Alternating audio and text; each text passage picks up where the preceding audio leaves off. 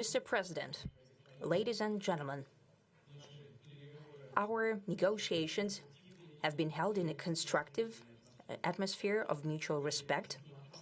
We have very thorough negotiations that were quite useful. I would like to thank once again my American counterpart for the proposal to travel out here to Alaska.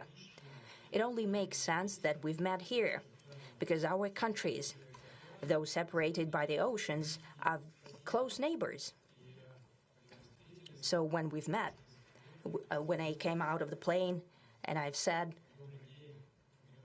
"Good afternoon, dear neighbor. Very good to see you. In good health and to see you alive." I think that is very neighborly. And I think that's some kind words that we can say to each other.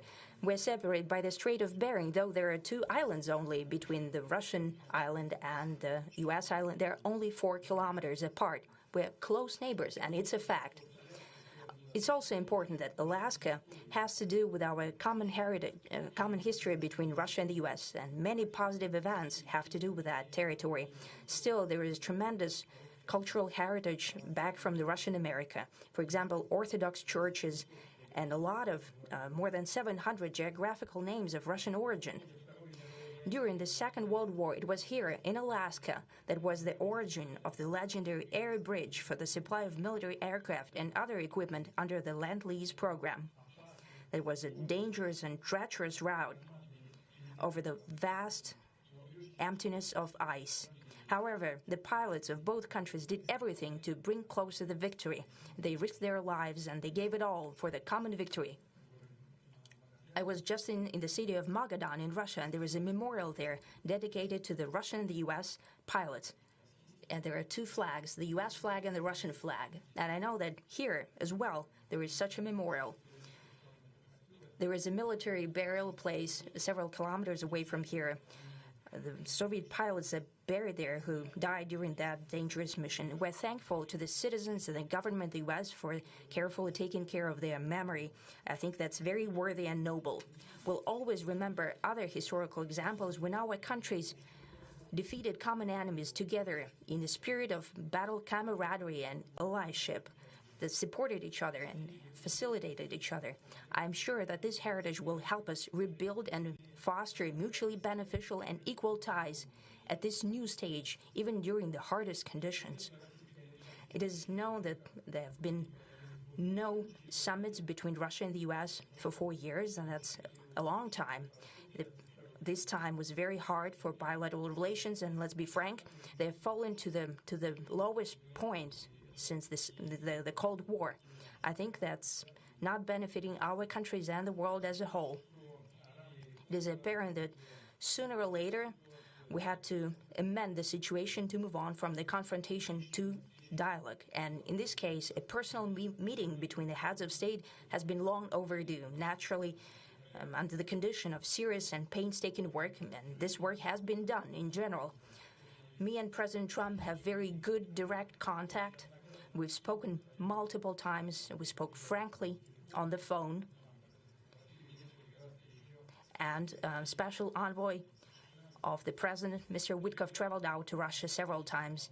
Our advisors and heads of foreign ministries kept in touch all the time. And you know fully well that one of the central issues was the situation around Ukraine. We see the strive of the administration and President Trump personally to help facilitate the resolution of the Ukrainian conflict. And his strive to get to the crux of the matter, to understand this history, is precious. As I've said, the situation in Ukraine has to do with fundamental threats to our security. Moreover, we've always considered the Ukrainian nation, and I've said it multiple times, a brotherly nation, however strange it may sound in these conditions. We have the same roots, and everything that's happening is a tragedy for us and terrible wound. Therefore, the country is sincerely interested in putting an end to it. At the same time, we're convinced that in order to make the settlement lasting and long-term, we need to eliminate all the primary roots the primary causes of that conflict, and we've said it multiple times, to consider all legitimate concerns of Russia and to reinstate a just balance of security in Europe and in the world on the whole. And I agree with President Trump, as he has said today, that naturally the security of Ukraine should be ensured as well. Naturally, we are prepared to work on that. I would like to hope that the agreement that we've reached together will help us bring closer that goal and will pave the path towards peace in Ukraine. We expect that Kiev and European capitals will perceive that constructively and that they won't throw a wrench in the works. They will not make any attempts to use some backroom dealings to conduct provocations to torpedo the nascent progress. Incidentally, when the new administration came to power, bilateral trade started to grow. It's still very symbolic. Still, we have a growth of 20%. As I've said, we have a lot of dimensions for joint work. It is clear that the U.S. and Russian investment and business cooperation has tremendous potential. Russia and the U.S. can offer each other so much in trade, digital, high-tech, and in space exploration. We see that Arctic cooperation is also very possible, and our international context, for example, between the Far East of Russia and the West Coast of the U.S. Overall, it's very important for our countries to turn the page, to go back to cooperation. It is symbolic that not far away from here, at the border between Russia and the U.S., there is a so-called international date line.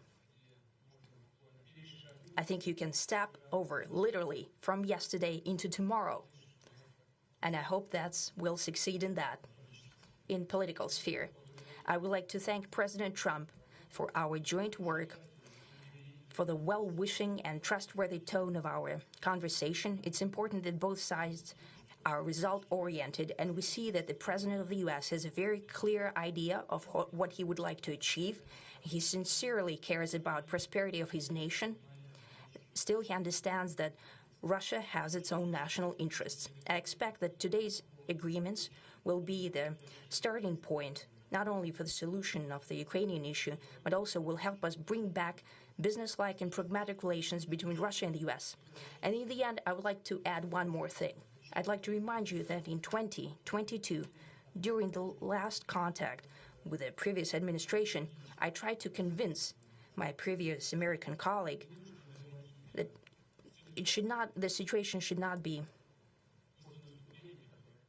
brought to the point of no return when it would come to hostilities. And I said it quite directly back then that it's a big mistake. Today, when President Trump saying that if he was the president back then, there will be no war. And I'm quite sure that it would indeed be so. I can confirm that. I think that overall, me and President Trump have built a very good, business-like and trustworthy contact. And I have every reason to believe that moving down this path, we can come, and the sooner the better, to the end of the conflict in Ukraine. Thank you. Thank you.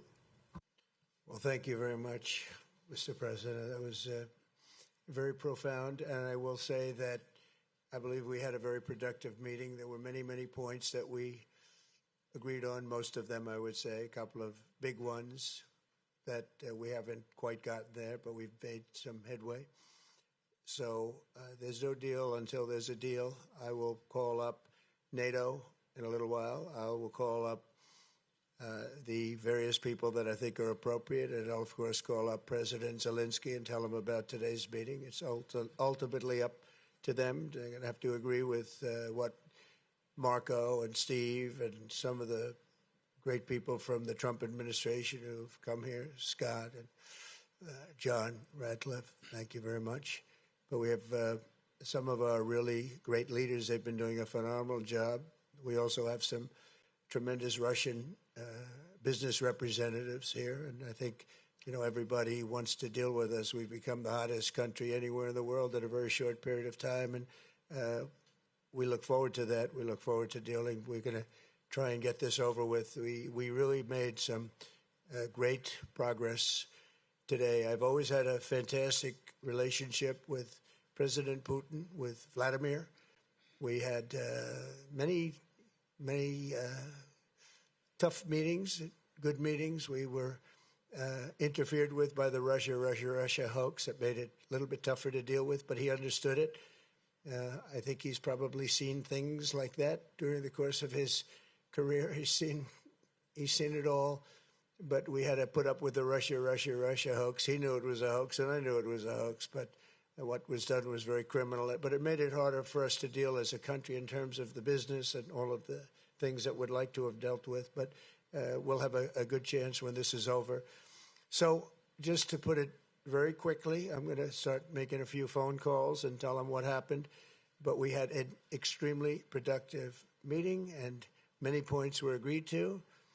There are just a very few that are left. Some are not that significant. One is probably the most significant, but we have a very good chance of getting there. We didn't get there, but we have a very good chance of getting there. I would like to thank President Putin and his entire team, whose faces, who I know in many cases, other than that, whose faces I get to see all the time in the newspapers. You're almost as famous as the boss, but especially this one right over here. But we had some good meetings over the years, right? Good, productive meetings over the years, and we hope to have that in the future. But let's do the most productive one right now. We're going to stop really 5, 6, 7,000, thousands of people a week from being killed, and President Putin wants to see that as much as I do. So, again, Mr. President, I'd like to thank you very much, and we'll speak to you very soon and probably see you again very soon. Thank you very much, Vladimir. Next time in Moscow. Oh, that's an interesting one. I don't know. I'll get a little heat on that one, but I could see it possibly happening. Thank you very much, Vladimir. And thank you all. Thank you. Thank you. Thank you so much.